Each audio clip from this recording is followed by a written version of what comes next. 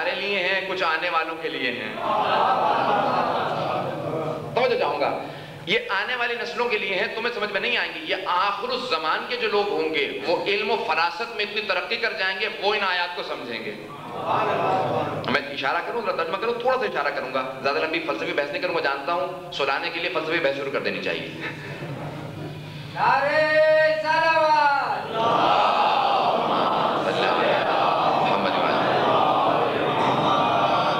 آیات ہے هو الاول والآخر والظاہر والباطن۔ اب وہ آیات پڑھتے تھے، وہی اول ہے وہی آخر ہے، وہی ظاہر ہے وہی باطن ہے، اور وہی ہر چیز پہ قادر بھی ہے۔ اب ان کے لیے سمجھنا بڑا مشکل تھا۔ مثال کے طور پہ کہا جائے فلاں مومن اس امام بارکہ میں سب سے پہلے آئے، وہ اول ہیں، اور کہا جائے فلاں مومن وہ آخر ہے، وہ سب سے آخر میں آئے۔ اگر آپ کہیں یہی سب سے اول ہے یہی آخر ہے تو لوگ کہیں گے ان کو کچھ سمجھ میں نہیں آ رہا، یا انہیں استعمال نہیں پتا، یا انہیں اول و آخر کے معنی نہیں پتا۔ نہیں حضرات میرے ساتھ، اول و آخر کے معنی نہیں پتا۔ جو اول ہے وہ آخر کیسے ہو سکتا ہے، اور جو آخر ہے وہ اول کیسے ہو سکتا ہے؟ اب وہ لوگ متحیر تھے کہ اگر خدا اول ہے تو آخر کیسے ہے، اور اگر آخر ہے تو اول کیسے ہے؟ تو پیغمبر نے کہا تمہیں بتوں کی عادت ہے، اس لیے تمہیں اول و آخر سمجھ میں نہیں آ رہا۔ جو جسم و جسمانیت سے منزہ ہو، مبرہ ہو، پاک ہو، بالا تر ہو، اس کے لیے اول و آخر کس اور مفہوم رکھتا ہے؟ وہی اول ہے وہی آخر ہے، وہی ظاہر ہے وہی باطن ہے۔ یہ ظاہر ہے، باطن کچھ اور ہے، اور جو باطن ہے وہ ظاہر نہیں۔ وہی کہتے تھے اگر ظاہر ہے تو باطن کیسا؟ ظاہر یعنی جو ظاہر میں ہو، اور باطن جو چھپا ہوا ہو۔ ظاہر اردو میں بھی آپ ظاہر ہی کہتے ہیں، یعنی کھلا ہوا، آشکار، اپیرنٹ۔ اب کیا کروں، محتاج ہوں، بعض الفاظ کہیں اور سے استعارہ لینا پڑتے ہیں۔ اور باطن ہڈن، چھپا ہوا۔ اب اگر چھپا ہوا ہے تو ظاہر کیسے ہے، اور اگر ظاہر ہے تو چھپا ہوا کیسے ہے؟ کہا کہ جسم سے مت سوچنا، اگر جسم سوچو گے تو پھر خدا سمجھ میں نہیں آئے گا، اور اگر سمجھ میں آ گیا تو خدا خدا نہیں ہے۔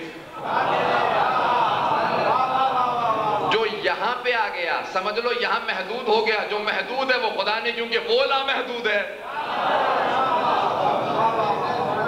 میں قربان ہو جاؤں نبی اور علی کے خدا کے، جو توحید انہوں نے سمجھائی ہے واقعا اسی سے سمجھ سکتا ہے انسان، کہ ہمارے بس کی بات نہیں ہے خدا کو سمجھنا۔ ہمیں یہاں پہ ایک بات واقعہ پیش کرتا چلوں، آگے بڑھوں تاکہ بات کو بڑھانا چاہتا ہوں۔ جناب سلمان فارسی سے کسی آدمی نے پوچھا کہ سلمان وہ کون بیٹھے ہیں؟ 3 افراد مسجد میں بیٹھے تھے، انہوں نے کہا وہ تو وہ صحابی ہیں، نام مقصود نہیں ہے، واقعہ مقصود ہے۔ اور وہ دوسرے والے صحابی، ان کا نام میں نام نہیں بتا رہا ہوں، انہوں نے نام بتائے تھے، اور یہ کہ ان کو میں نہیں جانتا۔ ایک صحابی نے سن لیا، کہا یا رسول خدا آپ کہتے ہیں سلمان ہم اہل بیت سے ہے، اور آپ نے بتایا ہے اہل بیت کی پہچان یہ ہے کہ ان کے پاس جھوٹ نہیں ہوتا۔ بس پیغمبر اسلام اندر ہی اندر مسکرانے لگے۔ کہا کیوں، کیا ہوا؟ کہا ابھی سلمان نے جھوٹ بولا ہے۔ کیا بلاؤ سلمان کو، کیا جھوٹ بولا ہے؟ کہا یا رسول خدا علی بیٹھے ہوئے تھے اور سلمان نے کہا وہ اس کو میں نہیں جانتا۔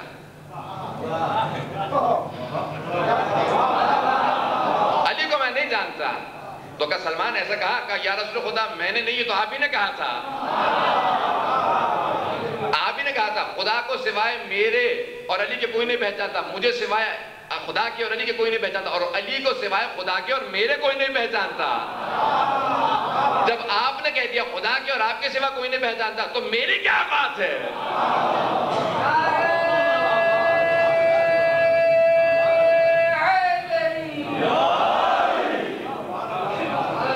میں نے تو آپ ہی کی بات کو دہرایا تھا۔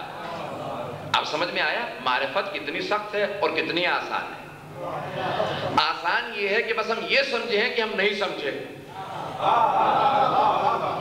ہم یہ سمجھے ہیں کہ نہیں سمجھے۔ مولانا متقیان فرماتے ہیں علم 4 طرح کے ہیں، پیش کروں حضرات؟ علم 4 طرح کے ہیں، اور یا جہالت کو کہہ لیجئے یا افراد کو کہہ لیجئے۔ مولانا فرماتے ہیں افراد 4 طرح کے ہیں۔ رجل لا یدری وہو لا یدری بانہ لا یدری، ایک ایسا مرد ہے جو نہیں جانتا اور وہ یہ بھی نہیں جانتا کہ وہ نہیں جانتا، یعنی جہل مرکب کا شکار ہے، اسے اپنی جہالت کا بھی علم نہیں ہے۔ نہیں حضرات میرے ساتھ، ایک آدمی مثال کے طور پہ طب نہیں جانتا، میڈیسن نہیں جانتا، ڈاکٹری نہیں جانتا، لیکن وہ یہ بھی نہیں جانتا کہ وہ طب نہیں جانتا، سب کا علاج کرتا پھر رہا۔ اسے کیا کہتے ہیں؟ نیم حکیم۔ مولانا نے فرمایا پہلا جو ہے وہ نہیں جانتا اور وہ یہ بھی نہیں جانتا کہ وہ نہیں جانتا، فَهُوَ جَاهِلٌ فَاطْرُدُوهُ، ایسا آدمی جاہل ہوتا ہے، اسے اپنے سے دور کر دو۔ دوسرا